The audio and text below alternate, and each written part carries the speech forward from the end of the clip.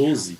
A evolução do modelo de Markowitz para Capital Market Line, CML, entre as alternativas abaixo, é caracterizada pela A. Restrição do uso de empréstimos e alavancagem. B. Alteração da medida de risco do desvio padrão para beta. C. Possibilidade de identificar ativos corretamente precificados na CML. Ou D. Adição do livre de risco à fronteira eficiente. Vou dar alguns minutinhos para vocês fazerem. E aí, nós já viemos com a resposta. Tá joia? Olá, pessoal. Todo mundo respondeu.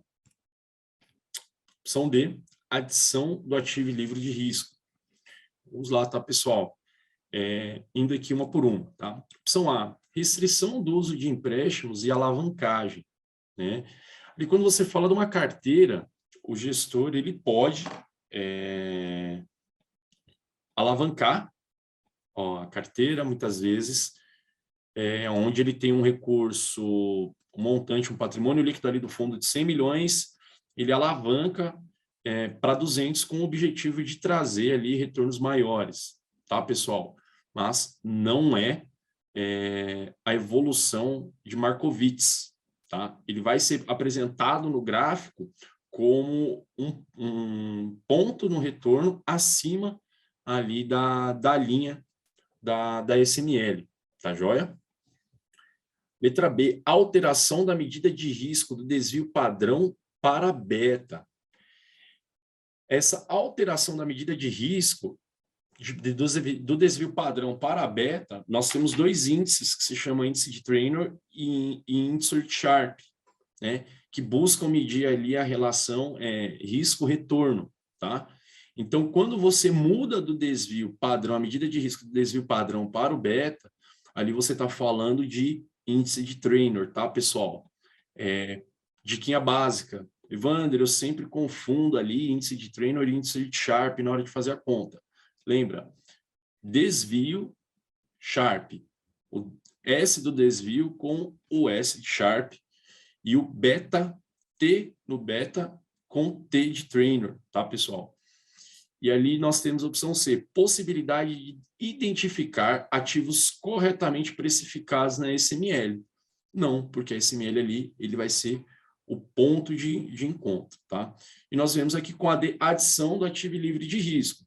Lembrando, pessoal, que o modelo de Markowitz é onde se tem o maior retorno possível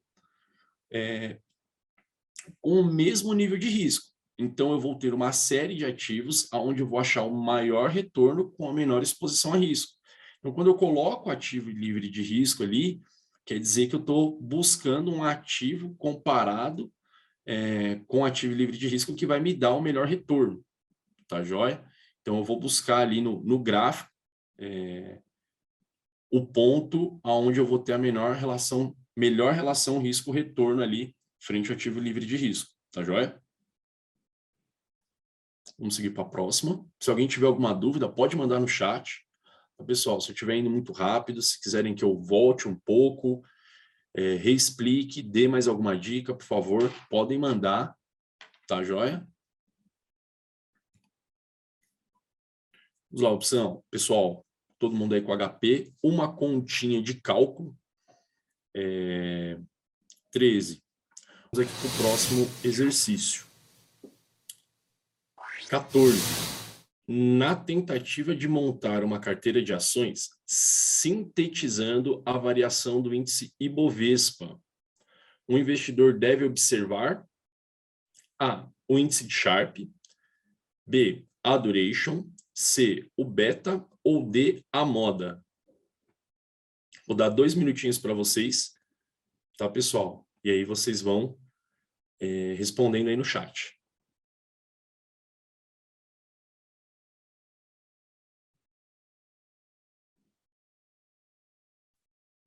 Vamos lá, vamos responder?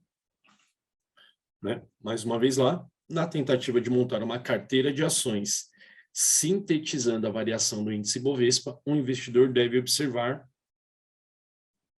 seguindo aqui para a resposta, opção C, o beta, tá, pessoal? Lembrando né? Vindo de baixo para cima ali. Índice de Sharpe. O índice de Sharpe, ele serve para medir ali a relação, né, do risco-retorno com base no desvio padrão. Tá, pessoal? Lembra da dica que eu dei ali alguns exercícios atrás? S de Sharpe, S de desvio padrão, tá? Então, o índice de Sharpe, ele vem com o objetivo de mensurar o retorno de uma carteira pela sua volatilidade, tá? A duration ali é o tempo em que o ativo ele vai levar para me dar o retorno, né? Podemos dizer ali que é o tempo em que o investimento ele vai demorar para se pagar, tá, pessoal? E a moda, né? Como nós temos ali média, mediana e moda, a moda é o que vai aparecer com a maior frequência, tá? Já o beta, ele serve para mensurar ali, como eu falei para vocês, a exposição que tem, né? Lembra da correlação? Uma correlação de 0, movimentos opostos, negativa, movimentos diferentes. E quando eu tenho uma correlação igual a 1, um beta igual a 1, ele vai movimentar no mesmo sentido. Então, quando ele fala que sintetizar a variação, ele está querendo dizer o quê? Eu quero acompanhar os movimentos do índice Bovespa, eu quero replicá-lo. Então, quando eu quero replicar uma carteira, eu quero replicar um investimento, eu vou sempre buscar um ativo com beta igual a 1, porque ele vai se mover na mesma intensidade, tá? A mesma exposição ali a risco, o beta ele vai estar me trazendo dentro do índice que eu quero ter a referência, tá joia, pessoal? Ah, Evander, como assim? Se eu tenho ali um beta igual a 1, e, por exemplo, o índice subir 10%, é esperado que minha carteira suba 10% na mesma proporção, tá? Ah, Evander, mas eu consegui replicar ali, mas o meu beta deu um pouco maior, 1,2. Quer dizer o quê? Se o ativo subir 10, o esperado é que a sua carteira suba 12, tá, pessoal? Então, sempre que você busca replicar alguma coisa, você vai pegar ali um beta igual a 1. Ah, eu quero replicar da forma inversa. Se ele pedisse ali sintetizar a variação, ir em via oposta à sintetização do índice Ibovespa, eu vou buscar um beta 0 ou negativo. Vou tentar trazer ali algo mais voltado para o risco, para ativo livre de risco, tá, pessoal? Então, se atentar com isso, beta vai aparecer com bastante frequência aí na prova de vocês, tá joia? Vamos seguir para a próxima, vamos fazer a próxima e posteriormente vamos seguir ali para um intervalo, tá joia? E aí nós voltamos já com aquela continha de cálculo que leva um pouquinho mais de tempo, tá bom? Aqui, 15. Um determinado fundo multimercado perde 10% em um único mês. O investidor está furioso, pois o material de marketing afirma que o fundo tem VaR de 1% em um mês com 95% de confiança e perda em cenário de estresse de 5%. O investidor afirma que, em ambos os casos, o fundo não cumpriu o que prometeu. Neste caso, o investidor A. Está correto em relação ao VaR e a perda em cenário de estresse. B. Está correto em relação ao VaR, mas não em relação à perda em cenário de estresse. C. Está correto em relação à perda em cenário de estresse, mas não em relação ao VaR. Ou D. Está correto em relação ao VaR e à perda em cenário de estresse. Vou dar aí 3 minutinhos para vocês fazerem, tá, pessoal? Lê com calma, lê com atenção, tá? A interpretação aqui é de extrema importância nesse tipo de exercício, tá bom?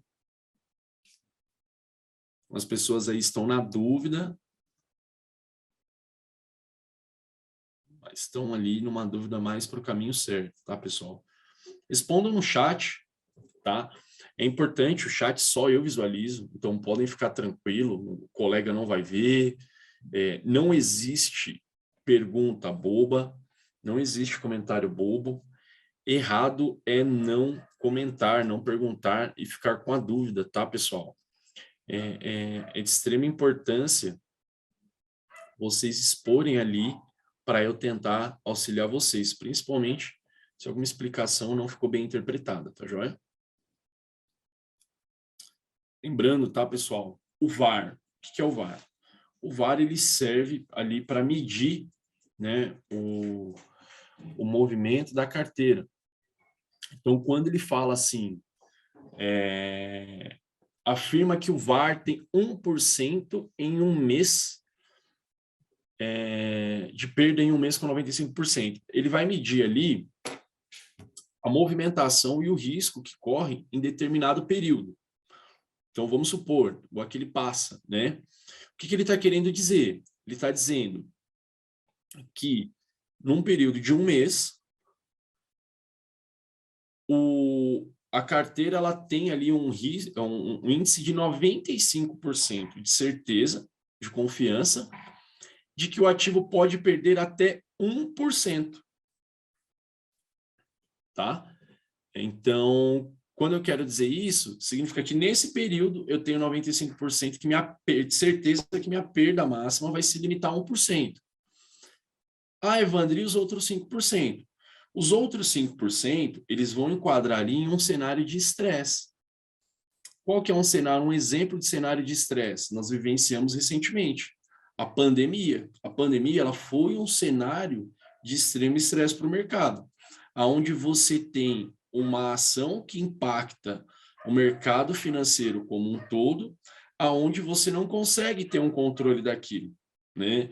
Nós temos aí outros exemplos, como o subprime em 2008, que trouxeram aí um descontrole e um estresse muito grande para o mercado, tá?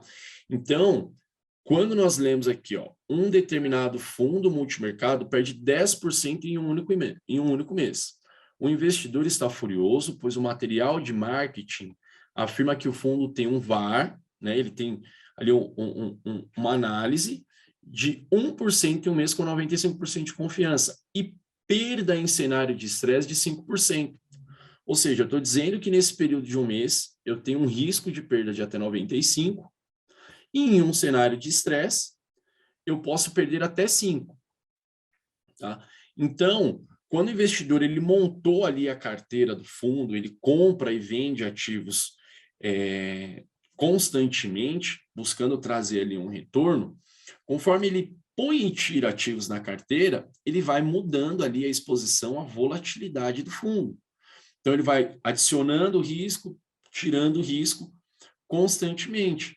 Então, ele vai fazendo essa análise, tá? Ele vai fazendo essa movimentação. Então, quando nós vemos aqui, ó, está correto em relação ao VAR e a perda do cenário de estresse. Aqui, quando eu falo no cenário de, quando eu falo está incorreto em relação ao VAR e a perda do cenário de estresse. B, está correto em relação ao VAR, mas não em relação à perda em cenário de estresse. C, está correto em relação à perda em cenário de estresse, mas não em relação ao VAR. E D, está correto em relação ao VAR e à perda em cenário de estresse. Tá? Vamos puxar a resposta aqui, vamos ver quantas pessoas acertaram. Teve bastante gente que acertou, tá, pessoal? É a letra C. Está correto em relação à perda em cenário de estresse, mas não em relação ao VAR. Tá? O porquê que ele está correto em relação à perda em cenário de estresse, tá, pessoal? No próprio enunciado, ele fala de confiança e perda em cenário de estresse de 5%.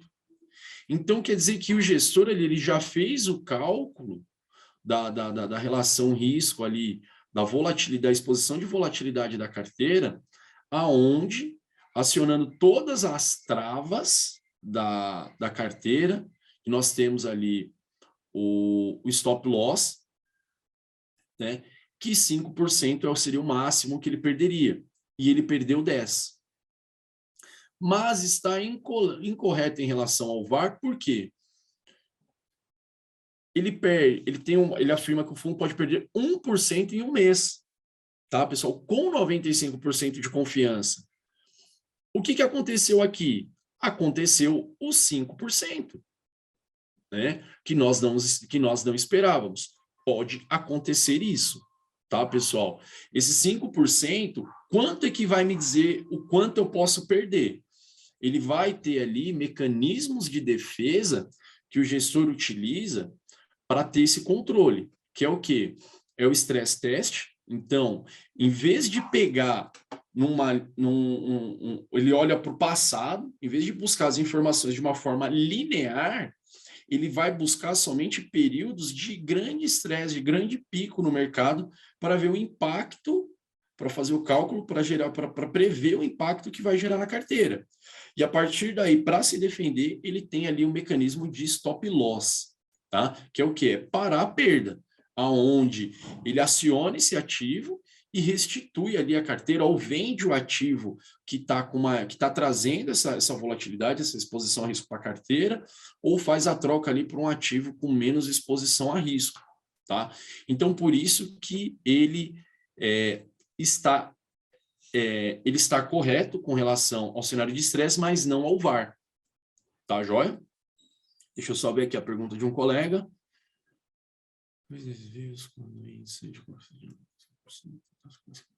Isso, tá? Você vai olhar ali 2 desvios padrões. Só que quando você olha 2 desvios padrões, você tem que considerar aqueles 5% ali que vai te dar a diferença. Ali é o cenário de estresse, tá? Então, quando você faz essa análise do desvio padrão para chegar a 2 desvios padrões, então eu poderia estar aqui, eu estou querendo dizer o quê? 2 desvios padrões, o certo era eu ter uma perda máxima de 3 ou de menos 1, um ganho máximo de 3 ali, ou de menos 2, de menos 1 ali, né?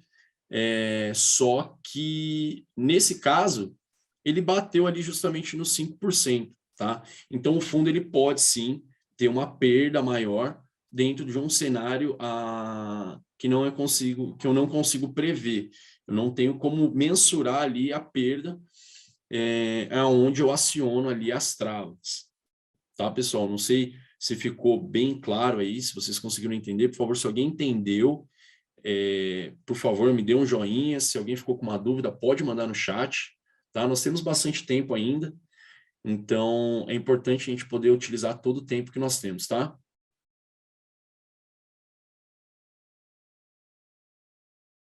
Isso mesmo, tá, Ryan? O stress test, ele é onde excede. Quando você faz ali o desenho do gráfico, você vai ver que sempre fica uma pontinha, aquela pontinha pequenininha de fora. Aquela pontinha pequenininha ali é onde eu tenho um cenário de estresse ali, tá? Então, ele pode, sim, ter um teto ali que ele vai me dar a possibilidade de uma perda maior, que o gestor não consegue mensurar tudo ali.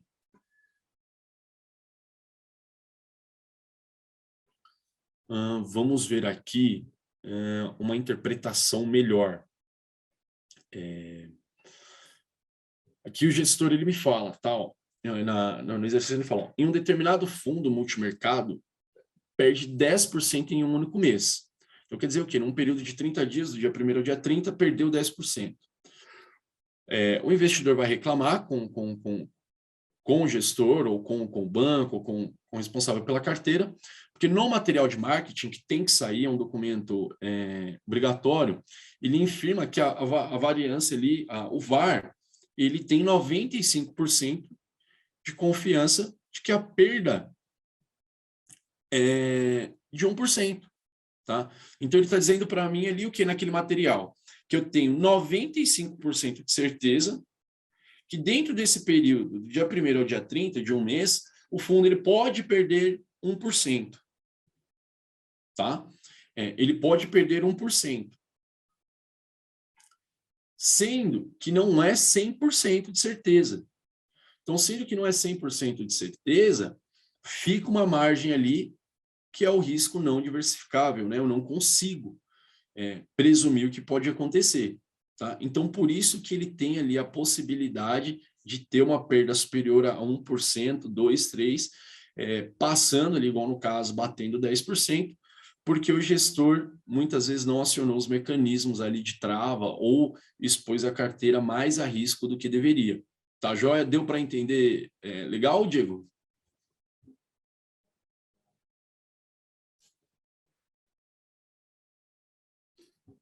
Vamos lá, pessoal. Exercício 16, nós estamos acabando, tá? Exercício 16. Uma das principais diferenças entre os modelos CAPM e o APT é o fato do modelo A. O APT não considera o risco sem seus cálculos. B. O CAPM permite considerar mais fatores de risco. C. O APT permite considerar mais fatores de risco. Ou D. O CAPM não considera o índice beta como o APT. Tá, pessoal? Vou dar 2 minutinhos aí e aí nós vamos desbravar essa questão, tá joia? Vamos lá. Ó, buscando aqui a resposta correta, letra C.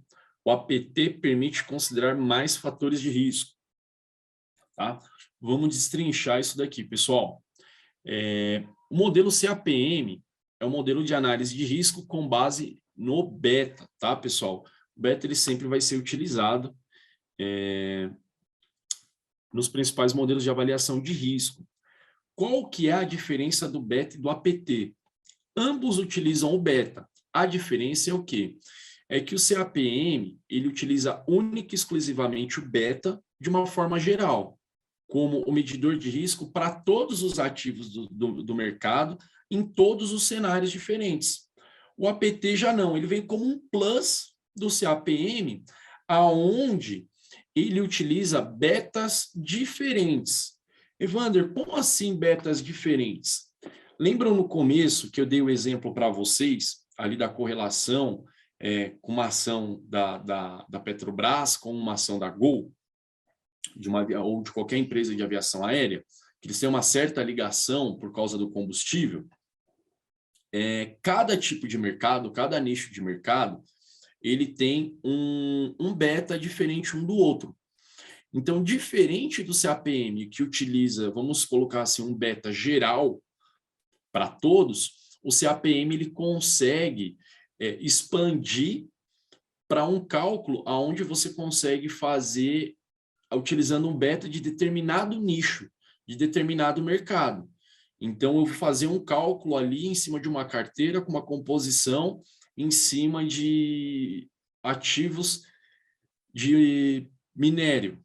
Por exemplo, eu consigo utilizar o beta do mercado de minério, aviação. Então, eu consigo usar o beta do mercado de aviação. Então, o APT ele vem para abranger mais ali, utilizando maiores medidores de risco, tá? Ele avalia mais fatores de risco do que somente o beta. Ele consegue utilizar até mesmo o fator de risco do nicho em específico, porque ali você consegue ter um cálculo mais analítico em cima da sua carteira específica, em vez de utilizar só o beta do mercado. Tá joia, pessoal? Deu para entender? Me confirme aí no chat. Senão eu tento explicar de outra forma. Boa, bacana. Mais alguém consegue confirmar?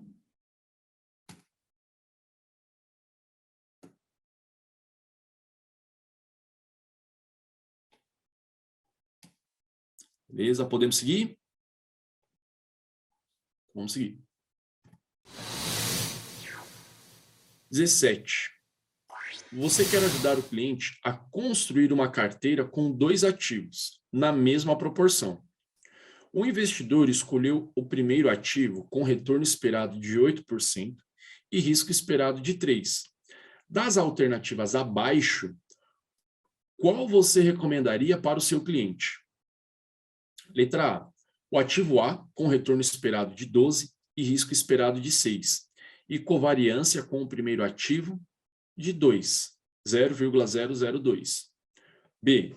O ativo B com retorno esperado de 12% e risco esperado de 6% e covariância com o primeiro ativo de 0,04. C. O ativo C com retorno esperado de 10% e risco esperado de 6%. e a covariância com o primeiro ativo de 0,02.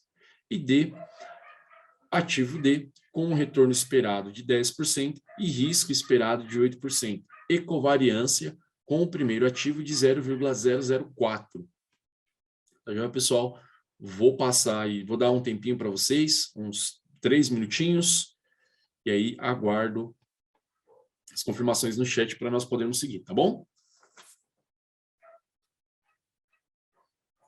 Se tiverem dúvida, vão mandando no chat. Se quiserem que eu faça a releitura com uma forma mais pausada, podem mandar.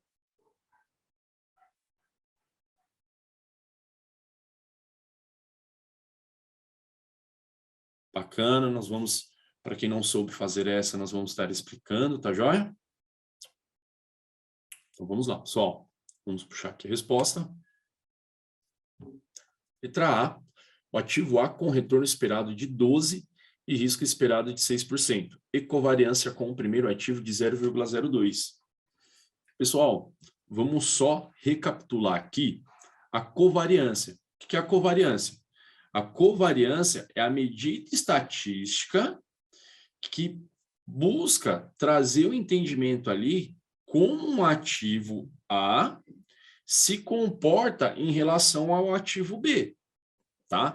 Então, se o ativo A fizer um movimento X, como o ativo B, ele vai se comportar ali acompanhando, né? Volta ali um pouquinho no exemplo, da correlação. Ele vai acompanhar na mesma proporção, ele vai ser independente ou ele vai ter um comportamento oposto, tá? Então, aqui, quando nós vamos recomendar para um cliente o ativo, nós temos que buscar trazer para ele a diminuição de riscos, tá? Então, eu vou buscar ali um ativo que busque trazer uma covariância ali inferior, tá joia? Para o ativo ser mais distinto, o movimento dos ativos, o comportamento deles sejam mais distintos entre si, tá? Para diminuir ali o risco diversificável, tá bom, pessoal? Agora, outro ponto que eu avalio, né? Que a gente já pega a HP e faz um cálculozinho básico. Quando eu falo que o ativo A, eu espero um retorno de 12% para o risco esperado de 6%, então o que eu tenho aqui? Eu tenho que eu vou dividir ali, pegando aqui na HP, tá, pessoal? Sempre limpar HP. Eu tenho 12 de retorno para 6 de risco. Então, quando eu divido um pelo outro, ele está querendo me dizer o quê? Que para cada 2% de retorno, eu tenho 1 de risco, certo? Então, aqui no ativo A, para cada 2% de retorno, eu tenho 1 de risco, com um comportamento bem distinto ali um do outro. Quando eu vou para o exercício B, eu tenho a mesma proporção ali de 2% de retorno para cada 1 de risco que eu corro. Só que o movimento é mais próximo, né? O comportamento do ativo B com o ativo que eu já tenho na carteira, ele é mais próximo, ele é mais similar, ali no 0,004. Tá joia, pessoal? Então, aqui entre o ativo A e o ativo B, o determinante é a covariância, é o comportamento do ativo que eu estou pegando para com o que eu já tenho, né? Buscando diminuir ali o risco da carteira do cliente. Quando nós fazemos para o ativo C, que nós trazemos ali o 10 dividido por 6, eu estou querendo dizer o quê? Que para cada 1 de risco que eu corro, eu tenho um retorno de 1,67. Então, de uma forma excludente, se nós pegarmos ali, se aqui eu ganho 1,7 para cada 1 de risco que eu corro, vocês não concordam que vai ser melhor eu ganhar 2 para cada 1 de risco? Né? Lembra ali da CML, tá, pessoal? Eu estou medindo numa carteira de ativos o que vai me dar o melhor retorno com o menor risco possível. Então, é importante entender esse conceito, tá? Decorar, absorver ali, internalizar o conceito, tá joia? E quando nós viemos aqui para 8, né, para D, para cada 10 de retorno que eu tenho 8 de risco, né? Então, eu estou dizendo ali que eu ganho 1,25 para cada um de risco. Então, já nesse cálculo básico, eu consigo eliminar a questão C e a questão D. E ali o fator determinante ser a covariância, tá? O comportamento que o ativo vai ter frente ao que eu já tenho, buscando ali diminuir o risco do cliente, tá? Ali o risco que eu tenho, o poder de diversificar, o risco não sistêmico, que dá para eu colocar minha mão ali e diminuir ele o máximo possível, tá joia? Ficou legal a explicação, pessoal? Deu para entender? Deu para absorver?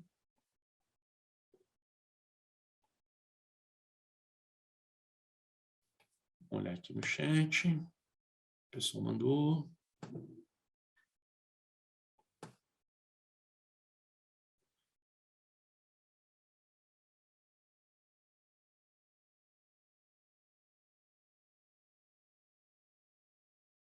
Olha, pessoal, é sempre bom calcular, tá? Para fazer ali você conseguir excluir, tá joia? Os ativos ali. Eu vou repetir a A e a B, que um colega pediu, como nós temos um pouquinho de tempo, também já estamos acabando os exercícios, vai dar para trabalhar, tá? Voltando aqui só na A e na B, tá bom, pessoal? Reexplicando, eu tenho aqui o mesmo retorno para a mesma propensão a risco, né? Onde eu tenho 12 de retorno com um risco de 6. Então, eu estou dizendo que eu tenho 2 de retorno para cada um de risco, certo? Então, eu vou 2, 4, 6, 8, 10, 12. Então, eu tenho 2% de retorno para cada 1% de risco que eu corro. Quando eu tenho, igual aqui no exercício A e no exercício B, que a relação risco-retorno é similar, e aqui o objetivo é eu trazer para o cliente um segundo ativo para a carteira que ele já tem, igual ele cita ali no exercício, qual que é o nosso objetivo? É tentar trazer para o cliente a melhor relação ali entre os ativos, né? Diminuir o risco o máximo possível. Então, quando eu olho para a covariância, tanto do ativo A quanto do ativo B, lembrando que a covariância é a medida estatística ali de como um ativo se comporta frente ao outro, eu tenho o ativo A ali na carteira, com 8% de retorno esperado e 3% de risco. Como vai se comportar o novo ativo que ele vai adicionar frente ao que ele já tem? Vai acompanhar o mesmo movimento do mercado? Vão ser excludentes? Vão agir de forma involuntária um ao outro, independente um do outro? Então, eu vou buscar o quê? Com o viés de diminuir o risco da carteira do cliente, diminuir a exposição do cliente, eu vou buscar trazer o que tem ali, o comportamento mais desconectado do ativo que o cliente já tem. Tá, pessoal? Por quê? Se eu pegar ali, ó, lembra ali da correlação, vamos supor que fosse ali o primeiro ativo 1, né? O A 1 e o B menos 1.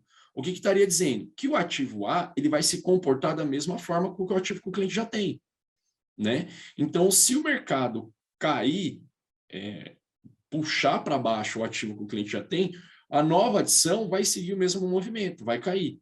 Então, é como se eu estivesse colocando todos os ovos na mesma cesta. Tá? Agora, quando eu busco um comportamento mais afastado, quer dizer o quê?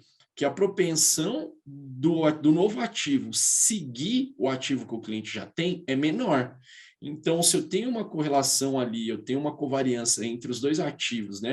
Uma análise de comportamento entre os dois ativos relativamente pequena, igual a que eu tenho no 0,02, 0,002 ou no 0,004, eu vou buscar ali o que me traz o melhor benefício para a carteira do cliente. Por isso que, nesse caso, eu escolho a opção A, porque a relação risco-retorno são iguais, mas ali, no benefício para a carteira, no ativo A, eu trago um comportamento menos similar, menos próximo ao ativo que o cliente já tem, fazendo assim com que ele tenha uma diversificação maior. Tá joia, pessoal? Lembra da dicasinha que eu dei para vocês lá no começo, no exercício do beta, que falava, tinha as opções 0, 1, menos 1 e meio, menos meio, tá, pessoal?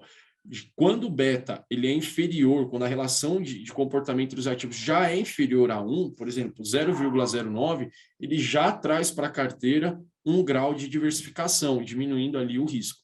Deu para entender agora, pessoal? Quem tinha ficado ali com um pouco de dúvida, ficou bacana? Se puderem me confirmar no chat. Deu para entender? Bacana? Legal. Vamos seguir aqui, não falta muito para acabar. Legal, legal. Então, quando nós seguimos aqui, vamos para 18. 2 fundos, A e B, têm índice de Sharpe, respectivamente, de -1 e -1,5. Segundo este índice, você escolheria A, o fundo que tivesse o menor desvio padrão entre os dois. B, o fundo B, pois tem um índice de Sharpe maior em módulo. C, não se pode comparar fundos com índices de Sharpe negativo. Ou D, o fundo A, pois tem um índice de Sharpe menos negativo. Vou dar aqui um tempinho aí para vocês. Tá joia, pessoal? Uns 2 minutinhos, eu acho que essa questão tá super bacana.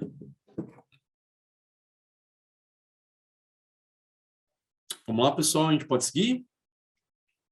Então vamos olhar a resposta. Quando eu puxo a resposta aqui, letra C, não se pode comparar fundos com índice de Sharpe negativo, tá, pessoal? Vamos lembrar lá, o índice de Sharpe é a métrica que traz o retorno de uma carteira por sua volatilidade, né? Ele utiliza ali o desvio padrão. Então, quando eu vou analisar a relação risco-retorno ali, eu tenho os dois investimentos dando ruim. Porque se eu tenho um investimento que está me dando um índice de risco-retorno negativo, ele quer dizer o quê? Que eu estou correndo mais risco frente ao retorno que eu estou correndo. Então, se você for parar para pensar, você vai recomendar ali para o cliente o menos pior? Tá, pessoal? Então, quando você tem ali índices de Sharpe negativo, o índice de Sharpe é um agente ali, é um medidor que ele serve principalmente quando você tem dois ativos proporcionalmente iguais, tá? Voltando um pouquinho aqui, ó, o exercício anterior é um exemplo perfeito, tá? Quando nós voltamos aqui no exercício anterior, só para vocês terem uma ideia, excluindo a parte da covariância, tá?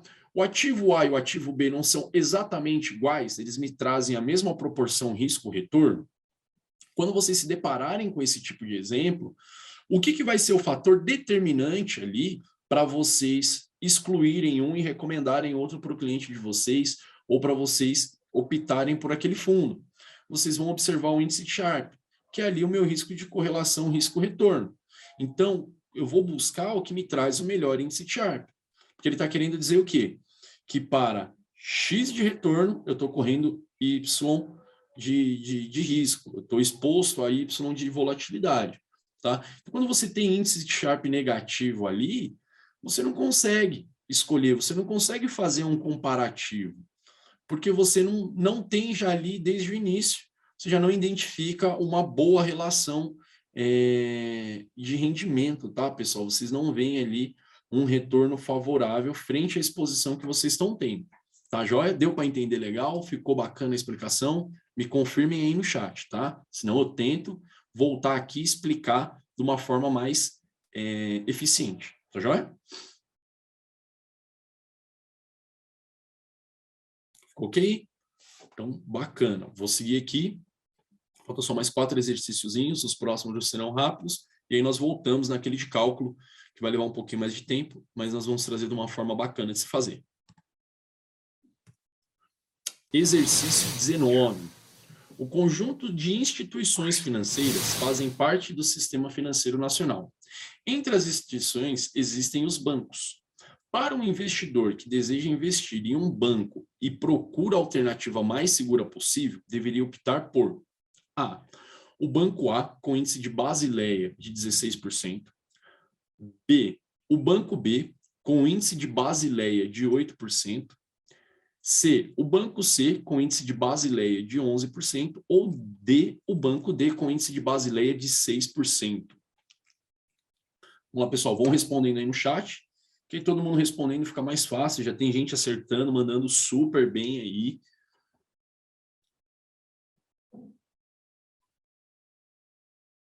Podem ficar à vontade, manda aí, vou dar mais uns segundinhos para vocês responderem até nós irmos.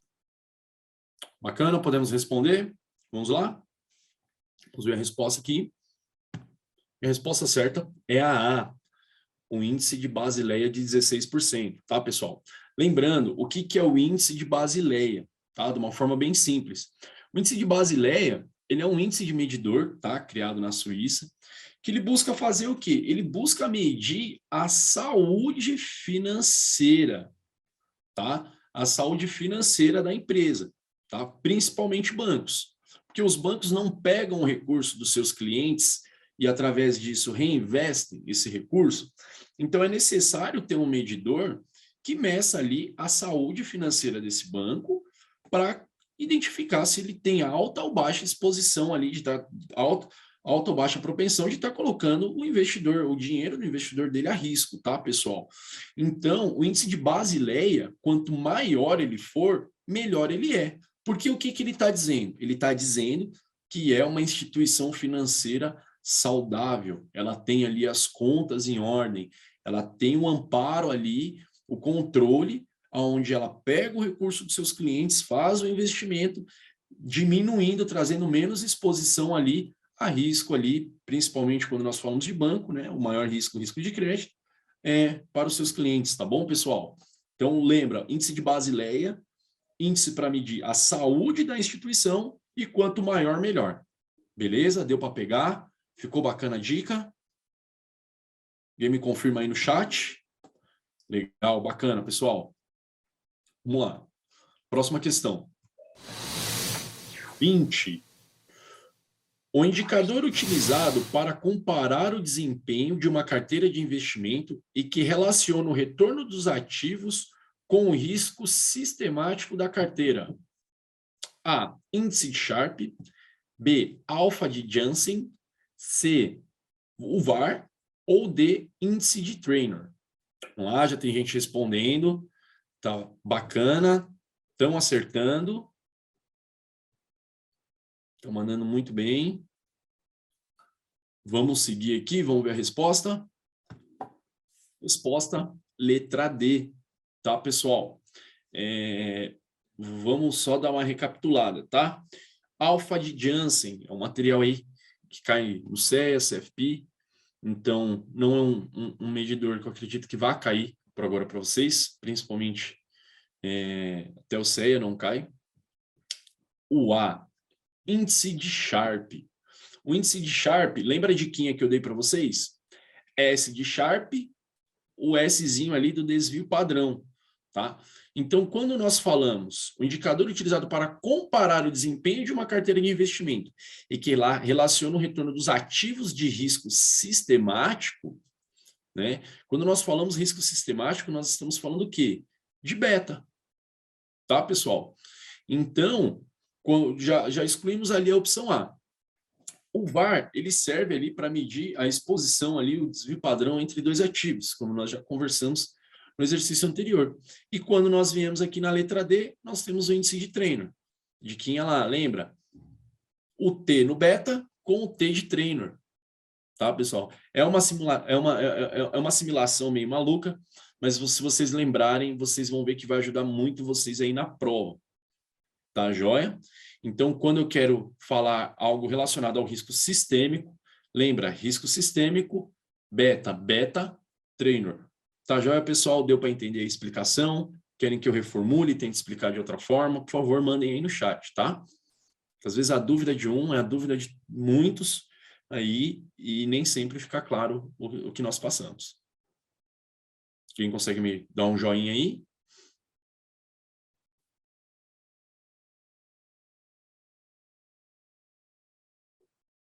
Beleza? Vamos seguir? Agora vamos lá. Uma continha de cálculo, né? Para deixar vocês aí um pouco acostumados com HP. 21. Considerando que RF, o risk free, tá? Ou ativo livre de risco, é 6%. RM, que é o retorno de mercado, de 12%, e o beta de 0,8%. Olha lá, pessoal, um exemplo aí de beta inferior a 1, tá? Se a taxa de juros livre de risco sobe 1%, qual a rentabilidade esperada do ativo considerando o CAPM?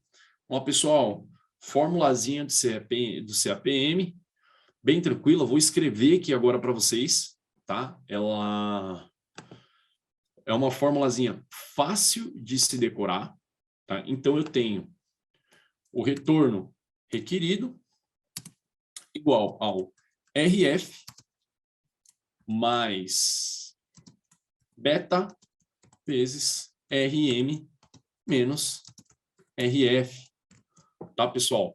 Então é uma fórmula simples, né? Me confirme aí alguém se eu fiz a fórmula errada, mas acredito que esteja certo, tá? Então é só nós substituirmos aí, tá joia? Vou dar aí um minutinho para vocês fazerem. Tem uma pegadinha, tá? Uma dica, tem uma pegadinha aí, essa questão, tem que se atentar nela. E aí vou mandando a resposta no chat para a gente sequenciar, tá bom? Para dar tempo aí de até as 11, 11h05 no máximo, nós finalizarmos aí com a questão do risco da carteira. Vamos lá, pessoal, mais 10 segundinhos aí. E aí nós vamos substituir aqui os valores e depois vamos jogar no HP, tá joia? Podemos seguir aqui. Ó, vamos lá. Vamos substituir primeiro, pessoal. Eu tenho o retorno requerido, né? Igual ao RF, 6%. Mas olha lá, pessoal. Olha a pegadinha que traz, tá? O exercício. Ele fala, considerando que o RF, risk free, 6%, e depois ele traz, se a taxa de juros livre de risco. Então, vocês têm que se atentar com a nomenclatura, tá? Então, às vezes o exercício vai te trazer para você só RF, às vezes o exercício vai trazer para você falando risk free, ou a taxa de juros livre de risco, ou até mesmo ativo livre de risco, tá, pessoal? É questão ali interpretativa, tomar cuidado com isso, isso tendencia muito a acabar errando, é um exercício relativamente tranquilo, eu acredito, de se fazer, mas se atentar. Então, quando ele fala aqui para mim, ó, considerando que o risk free é igual a 6%, e se a taxa de juros livre de risco sobe 1, então ele já não é mais 6, ele passa a ser 7, certo, pessoal? 7, mas me corrijam aí se eu estiver fazendo errado, tá, pessoal? 0,8 vezes o meu retorno de mercado, que é 12%, menos o meu 7 aqui, tá, pessoal? Bacana? Então, trazendo isso aqui para HP, como é que vai ficar? Né? Trazendo para HP, vamos... Deixa eu cancelar esse texto, né? Dá um delzinho aqui.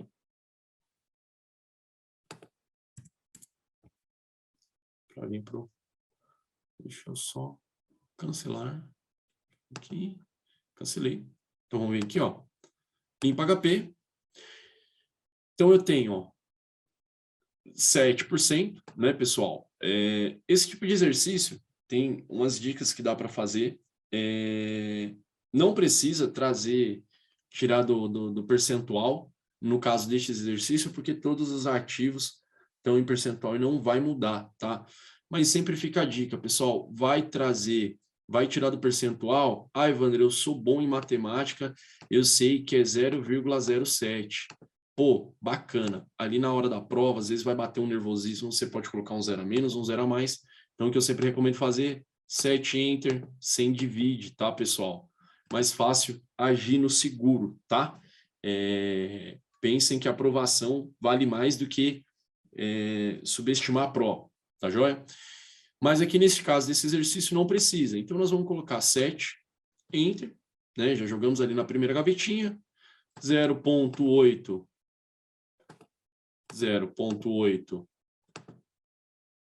Enter também, jogo na segunda gaveta, e aqui eu vou fazer o 12 menos o 7, né, pessoal? 12 Enter. 7 menos. Tenho 5. Como eu já coloquei na gavetinha, eu posso vir aqui direto, vezes, ele já vai puxar o 0,8 e multiplicar, e depois eu venho aqui, vamos puxar a primeira gavetinha, eu dou mais. Opa, aí que ele limpou aqui errado. Vamos só de novo aqui, HP prompt não configurado, 0,8, Enter, 5 vezes mais. Olha lá. Tá bom, pessoal?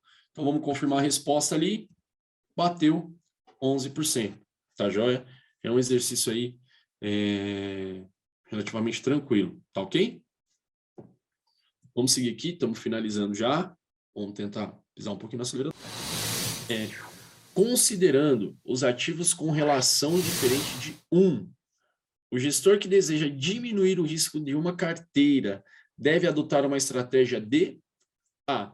Concentração dos investimentos para aumentar sua volatilidade. B. Concentração dos investimentos para diminuir sua volatilidade. C. Diversificação dos investimentos para aumentar sua volatilidade. Ou D. Diversificação dos investimentos para diminuir a sua volatilidade. Bom, pessoal, uma questãozinha teórica aí, assunto que caiu bastante aqui conosco hoje. Mandem a resposta aí no chat para nós vermos como é que vocês estão. Olha, todo mundo mandou super bem. Então, podemos seguir aqui. Nós olhamos aqui, né? Apesar de eu ter subido aqui um pouquinho a resposta antes, mas letra D, tá? Só entendendo ali o conceito, né? Diversificação dos investimentos para diminuir sua volatilidade.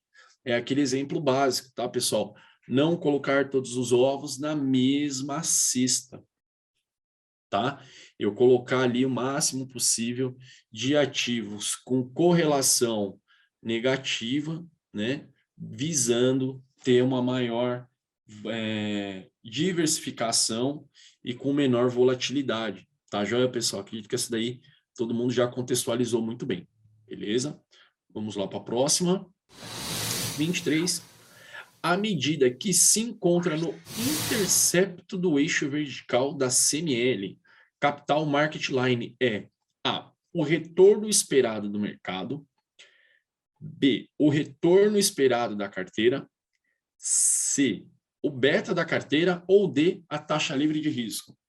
Ó, pessoal, mandem aí para mim no chat. Que eu vou fazer um desenho para explicar para vocês, para ficar melhor a interpretação, tá? Resposta aqui, letra D, adição da taxa livre de risco, tá, pessoal? Vou tentar trazer um desenho aqui para vocês conseguirem visualizar legal, tá? De uma forma que vai ficar bacana aí para vocês, tá? Deixa eu pegar aqui, deixa eu ver, ó, vamos lá. Aqui, deixa eu só puxar o lápis. Ah, risco, tá, vamos lá. Vindo aqui, tá, pessoal? Nós temos aqui o gráfico, tá? Não liguem para o meu gráfico, ele é bem ruim. Deixa eu pegar numa forma que não vai excluir. Cadê o marca-texto?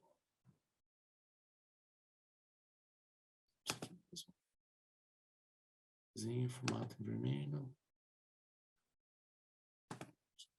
Ó, nós temos aqui o gráfico, tá, pessoal? Ele está sumindo, não era para sumir. Deixa eu ver aqui na ferramenta. Vamos ver se vocês vão conseguir. Ah, tá. Aqui eu vanish, pen, draw, text, mouse. Cadê a bolinha?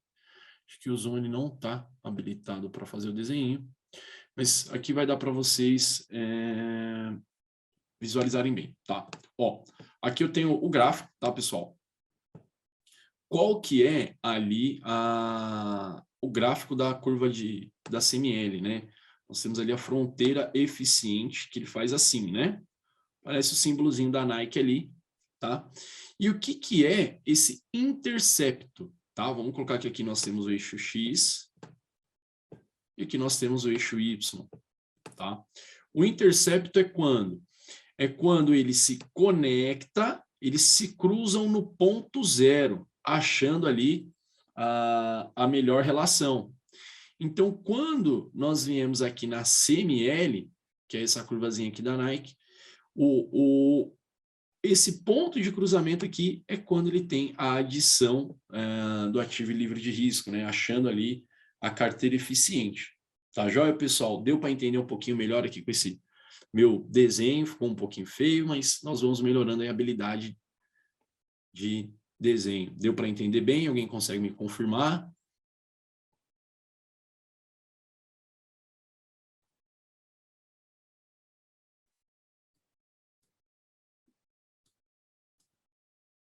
Bacana, obrigado por confirmar. Deixa eu apagar isso aqui. Apagar tudo, né? E vamos seguir ali para a última questão. Depois a de cálculo. E vindo aqui, ó, essa já era a última questão. Agora vamos voltar aqui, pessoal, naquela questãozinha de cálculo que nós ficamos de fazer.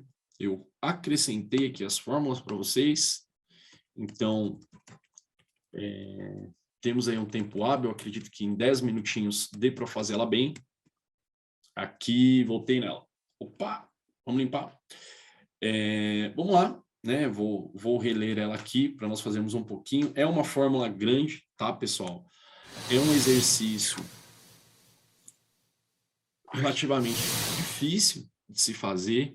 Tem muita letra, tem muita sigla, tem muita informação e às vezes a interpretação fica difícil, tá? Mas a gente vai buscar trazer resposta aí, fazer o cálculo com vocês passo a passo, tá bom, pessoal? A gente vai dividir ali em 3 etapas.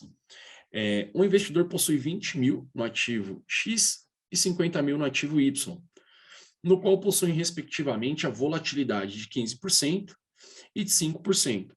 Sabendo que esses ativos possuem um coeficiente de correlação de 0,65, você, como profissional do mercado financeiro, responde ao cliente que o risco da carteira é D.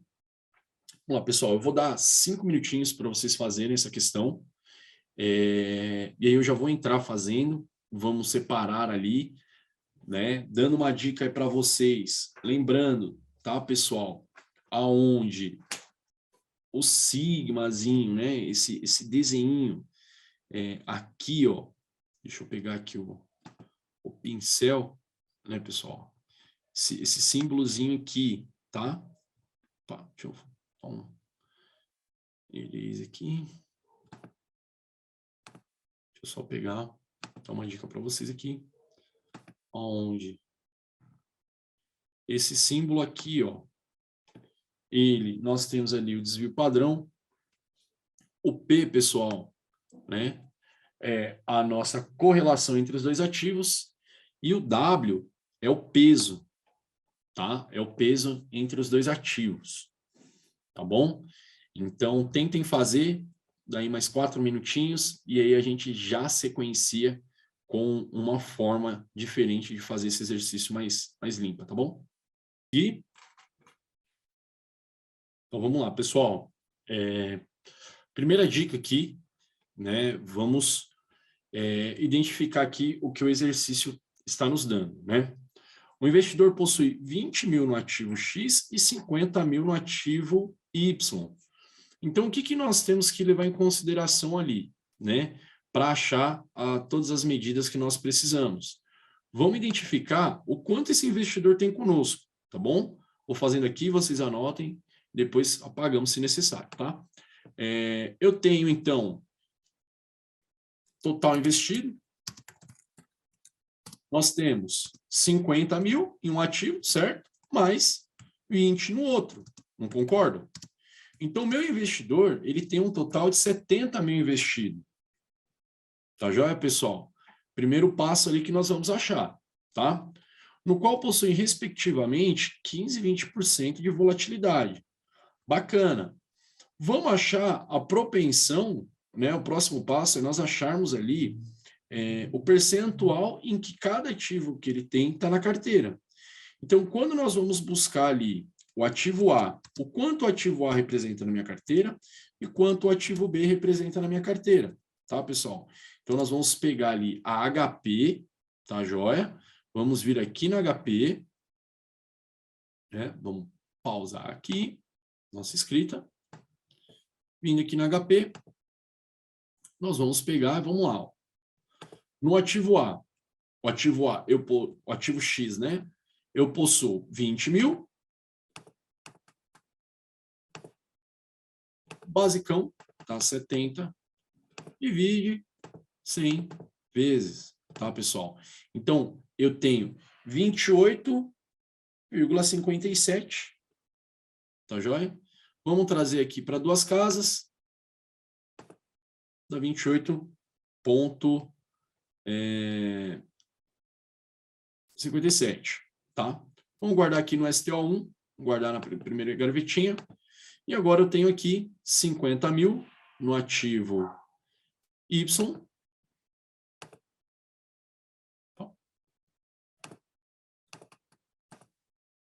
70 mil. Divido aqui 100 vezes, tá, pessoal? Bacana? 71,43. Então, vamos voltar aqui. Vamos acrescentar aqui nossa anotação, né?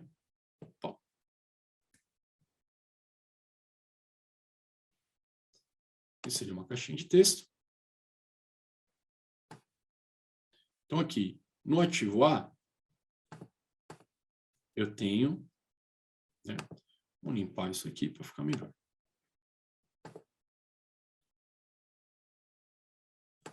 O ativo X.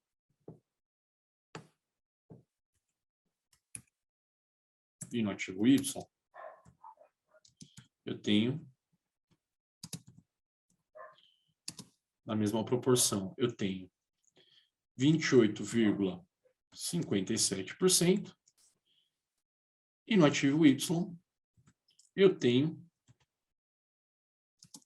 71,43%. Bacana, pessoal? Então, aqui nós já achamos a proporção de cada ativo. Esse é o primeiro ponto. Agora, vamos substituir a fórmula para ver se deu para entender legal esse conceito. A gente vai entender aqui, vamos trazer para a fórmula. É uma fórmula que fica um pouco grande, é uma fórmula complicada, mas não é difícil de se fazer, tá, pessoal? Então, nós vamos fazer aqui, ó, igual. Eu tenho a proporção de A ao quadrado. Então, lembra, pessoal, o quanto que era a minha proporção de A? 28,43, certo? A gente vai fazer alguns arredondamentozinhos para facilitar o cálculo. Vamos excluir isso aqui. Eu tenho a linha A, 28,43. Vou tirar do percentual, tá, pessoal? Sempre importante isso. 100 divide 0,28 ali, vamos arredondar um pouquinho para cima, acho que deu 28,53, né? 28,53. Enter 100 divide. Aqui minha HP travou aqui. Perdão, 28,53. Enter 100 divide. Eu tenho 0,29 no A. Tá bom, pessoal? Então já vamos anotar lá. 0,29 ao quadrado. Qual que é a minha perspectiva de volatilidade? Tá? Deixa eu só anotar aqui, XY 0,29 e o outro 0,71, tá? Para fazer de uma forma direta agora aqui. Então, qual que é a minha proporção ali no ativo A? Minha exposição a risco ali. Eu tenho trazendo para a fórmula 0,29 ao quadrado, deixa eu só puxar aqui, achei, ao quadrado, certo, pessoal? Vezes o R, que é a minha volatilidade. Então, qual, respectivamente falando, eu tenho 0,15 ao quadrado no A, mais aqui o meu percentual, né, da carteira do ativo B. Então, eu tenho o 0,71 ao quadrado vezes a minha volatilidade do ativo B, que é o 5%, então eu tenho 0,05% ao quadrado. Agora nós vamos lá, mais, né, vamos manter a mesma fórmula, deixa eu só arrastar aqui para ficar na mesma linha e ficar mais fácil a interpretação para vocês, tá? Mais 2 vezes, tá, pessoal? Não tem nada aqui, é um vezinho, tá? Vezes o percentual de A vezes o percentual de B, então eu tenho 0,29 vezes 0,71. E aqui, né, ó, A vezes B, o 0,15 vezes a volatilidade de A vezes a volatilidade de B. E aí, no finalzinho, nós vamos fazer o vezes o 0,65, tá? Que é a correlação, tá? É esse sinalzinho aqui no final da volatilidade de A vezes a volatilidade de B. Tá joia, pessoal? Por favor, me mandem no chat, tá? Se tá difícil, se tá com dúvida. É um exercício complicado, mas eu estou tentando trazer aqui de uma forma mais simplista possível. Tá joia, pessoal? Feito toda a substituição, qual que é a primeira dica de como resolver isso daqui? Tá?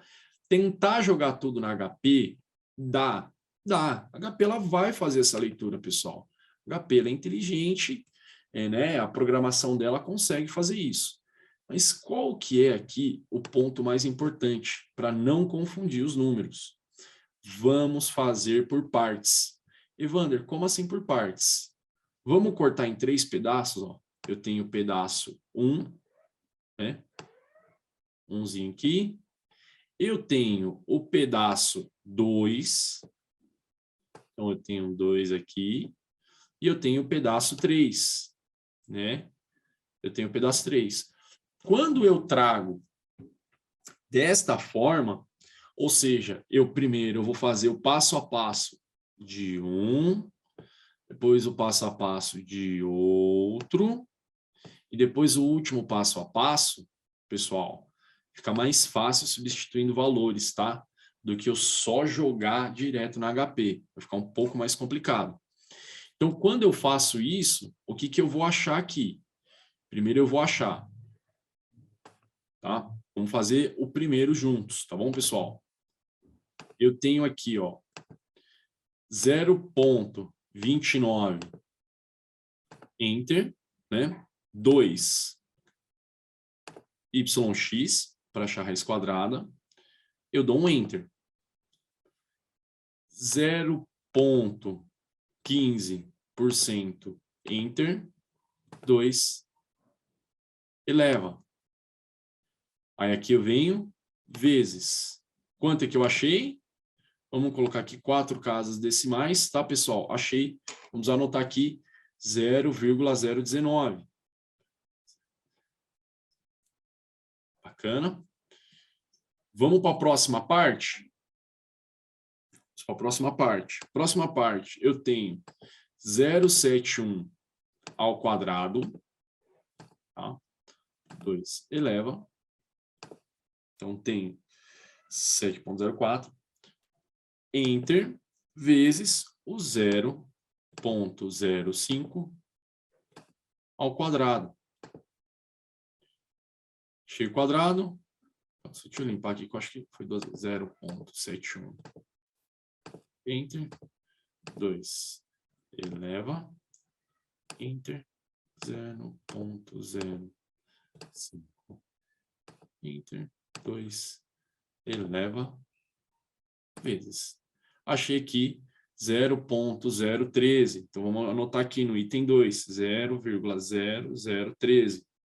Certo, pessoal? Fiz isso, anotei. Agora eu vou para a última parte, né? Fazendo em partes ali, talvez fique um pouco mais fácil para vocês. Tá bom, pessoal? Aqui eu tenho na fórmula né? Ó, seguindo aqui a fórmula, eu tenho 2 enter, 0,29 vezes 0,71 vezes 0,15 vezes 0,05 vezes e 0,65 vezes. Achei 0,0020, né? Então, vamos jogar ali aqui no corpo do texto, tá? Vamos sempre anotando para ficar mais fácil. Então, vem aqui. Eu vou ter na parte 1, né? Ó, vamos colocar aqui para facilitar para vocês, ó. Parte 1, né?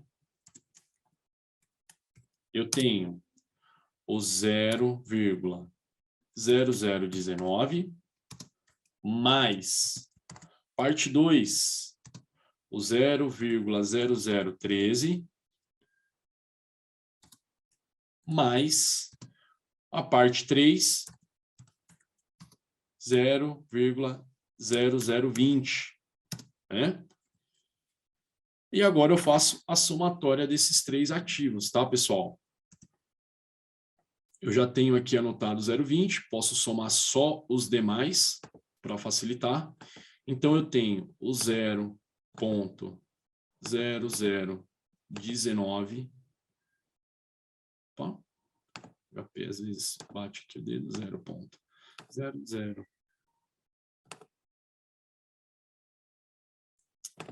Aqui meu touch está pegando 0,0019. Eu tinha que ficar uma sujeira aqui no meu touch e ele está pegando 0,0019 mais e o 0,0020 mais. Então, eu tive ali, né, os zeros, o 0,0059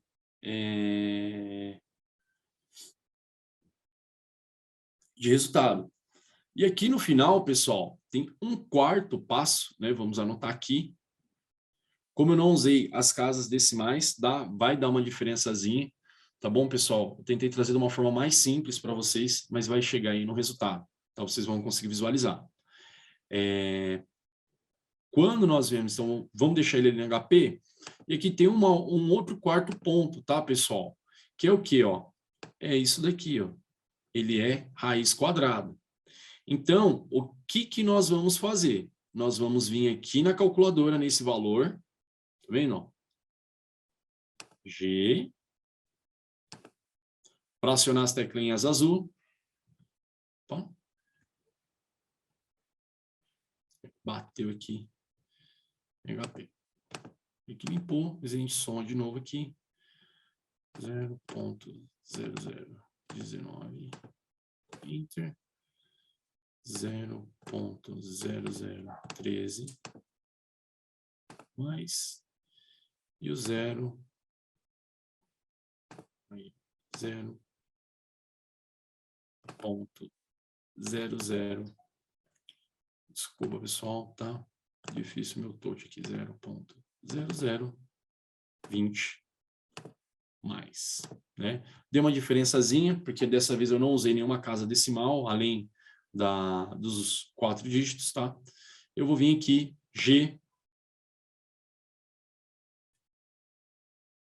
YX, que ele vai acionar. Como é que ele deveria ter acionado?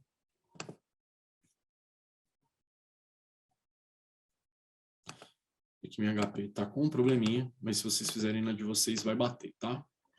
Ponto 0,0013